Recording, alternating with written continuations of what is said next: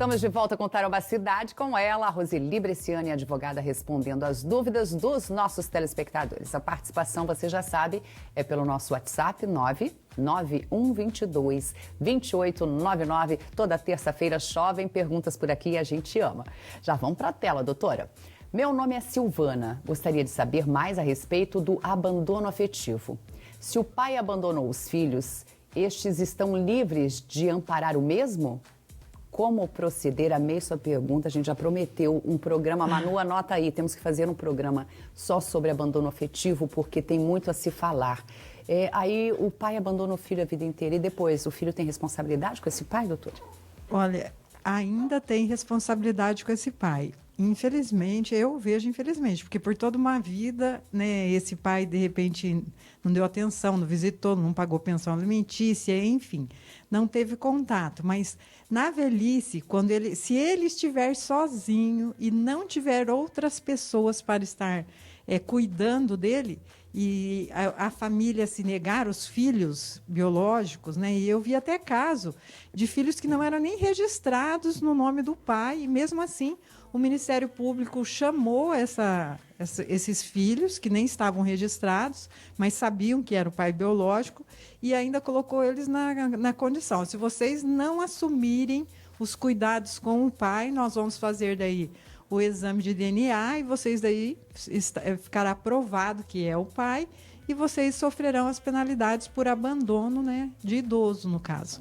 Então, se lá para frente ele for idoso e tiver necessitando dos filhos, os filhos terão sim que estar ajudando. É claro que daí vai depender muito do que acontecer durante todos esses anos, quais as situações, né? E eles poderão também dizer, olha, nós... E também já teve decisão nesse sentido. Você vê como a lei é aplicada ao caso concreto. Porque já teve decisões que, tendo em vista a forma como esse pai tratou a vida inteira esses filhos, eles não ficaram obrigados a manter esse pai. Uhum. Então, teria que verificar realmente qual é a situação. Porque tem pai que, de repente, desaparece ou cuida somente de outra família. Ou só manda pensão e acha que está fazendo o máximo, né, da obrigação dele. Manda só a pensão, valor irrisório, e acha que ainda que a mulher está gastando com ela. É, por aí. É muito interessante isso. Mas, a princípio, né, os filhos terão, sim, que atender esse pai no futuro. Agora, em relação à questão do abandono afetivo, você pode, inclusive, estar acionando esse pai, né, para que ele esteja respondendo pelo fato de ter abandonado afetivamente. E daí vai aí dizer o quê? O que seria esse abandono? Para abandonar, ele primeiro deve estar convivendo com essas crianças. Abandono se trata no caso que ele conviveu um tempo, eram casados ou não eram, ou ele visitava por um período e de repente abandonou. Porque quando a pessoa nunca teve contato com a criança, não vai mesmo sendo caracterizar pai, o abandono. Porque a criança nunca conheceu, ela nunca foi abandonada pelo pai. Eu vejo isso assim, ela sofre toda a rejeição, né, que afeta psicologicamente e tudo, porém o abandono vai ocorrer quando a criança convivia e foi abandonada pelo pai. Não que o outro caso não seja abandono, né? Porque é um abandono também, né? Mesmo sabendo que é pai, nunca querer participar, conviver, saber do filho, se interessar, também é um abandono, né? É uma rejeição, né? É uma rejeição e isso também deveria ser punido, o fato da rejeição, né? Que para a criança que recebe essa rejeição é traumatizante. A gente atende muitos casos nesse sentido. Vamos lá, então esse filho respondido aí para você terá sim obrigações com esse pai mesmo, que ele não tenha dado atenção ao longo da vida, mas sempre há casos e casos, como a doutora falou aqui. Devo para uma advogada e estou tentando acordo com ela, pois no momento estou desempregada. Ela não aceita esse valor. O que devo fazer? Devo deixar para o juiz resolver isso? Eu acredito que sim, porque funciona assim, acordo, as duas partes têm que estar, né, considerando possível. Se você está fazendo uma proposta e ela não está aceitando, faça isso, deixe. E tem determinados casos, se a pessoa não tem nenhum patrimônio no nome dela, não tem nada, porque normalmente tem casos, por exemplo, de pessoas. Tem um carro, esse carro pode ser penhorado para pagamento de dívida. Agora, a sua preocupação vai se você tiver bens a serem penhorados. Se você deve ter, porque se não tivesse, com certeza a sua advogada ia aceitar a sua proposta. Se você deve ter algum carro, alguma coisa no seu nome, moto, terreno, alguma coisa que possa ser penhorado para pagamento de dívida. Eu acredito que, se ela não aceita, a solução é deixar que o juiz decida e daí essa execução vai seguir, né, para penhora e leilão de um bem que você tiver. Mas ela tem que fazer esse pedido ao juiz, doutora? Como funciona? Ou ela simplesmente, estou tentando pagar, ela não quer, vou deixar para ver no que vai dar, não é assim? Ela tem que ter um advogado para fazer a defesa dela em relação a essa execução. Mas, no caso, se não existe acordo, o processo vai correr normalmente. Quem vai atrás, normalmente, é quem tem para receber, né? Vai tentar indicar algum bem a ser penhorado. Coloquei aqui a questão do carro ou outro bem que exista. Ou pode até chegar no caso de você, de repente, ver um bloqueio na sua conta judiciária, na sua conta bancária, algum valor em caderneta de poupança, até em recebimento de salários, porque honorários devem ser pagos, eles são considerados também como alimentos. Se a pessoa não pagar, inclusive, pode o juiz mandar buscar, né, em todo o Brasil, onde existe uma conta, onde existe dinheiro, FGTS, seja lá o que for, para estar tomando esse valor em pagamento dessa dívida. Então, tente conversar novamente com a advogada, melhore um pouco sua proposta, para que você não venha sofrer com isso futuramente. Quando você vê, seu fundo de garantia está bloqueado. Né, e não vai ser bacana. Não vai ser resolver nada aí. legal. Né? Bom dia. Separei da minha esposa e, na época do casamento, a gente comprou um carro. Quando separamos, ela vendeu o carro e não me deu nenhuma parte. Posso cobrar dela agora? Depende quanto tempo faz. Com certeza ela teria que dar a sua parte. Se vocês compraram um carro durante o casamento, e ela deveria ter te dado 50% desse valor. Se você tiver como provar que vocês compraram durante o casamento e que ela vendeu sem dar a sua parte, você pode sim entrar com uma ação de cobrança de 50% do valor do carro. É um direito que se tem, né? 50% para cada um. Se vendeu, e se você tiver como provar, e é fácil, né?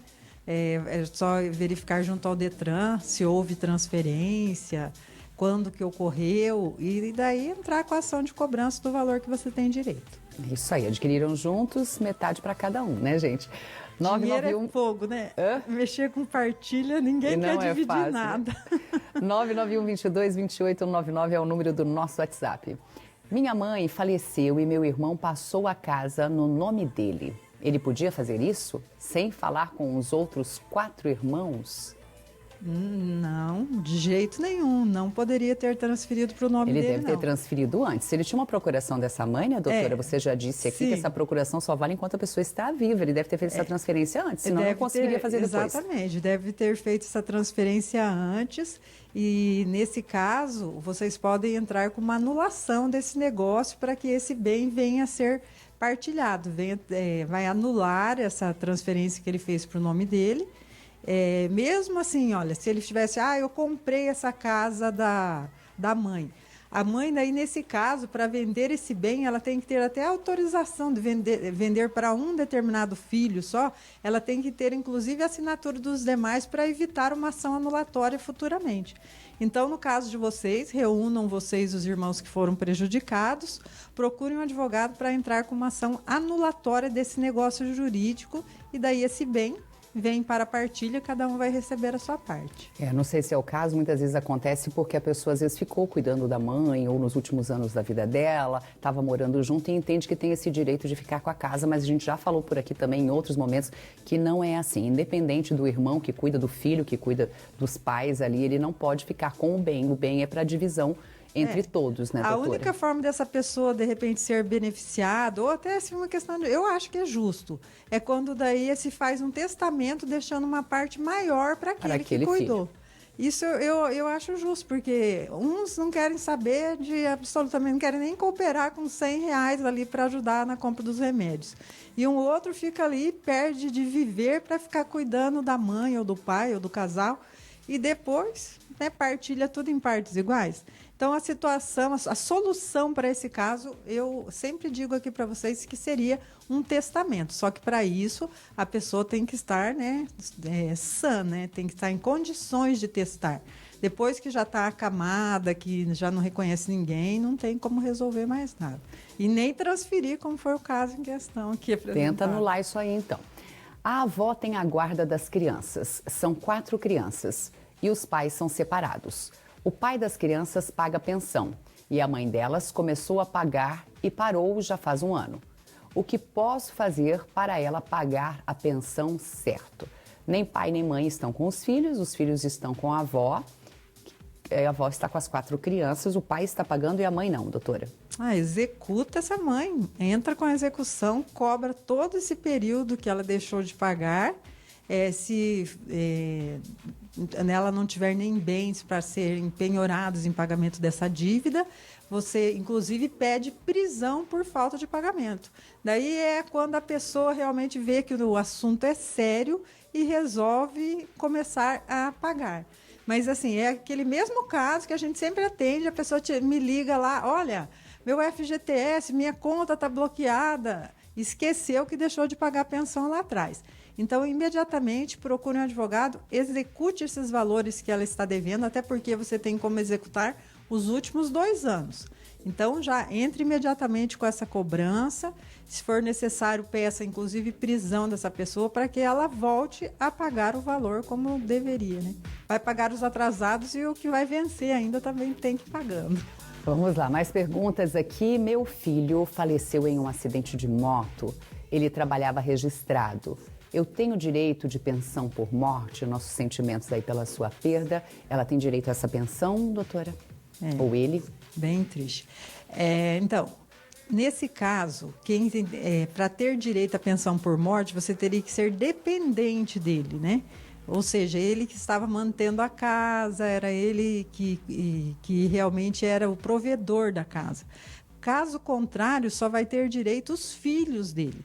Se ele deixou filhos menores, se deixou esposa, ela vai ter direito ao recebimento de pensão. Mas os ascendentes, os pais, só em determinados casos, quando se prova realmente que eles dependiam exclusivamente daquele filho.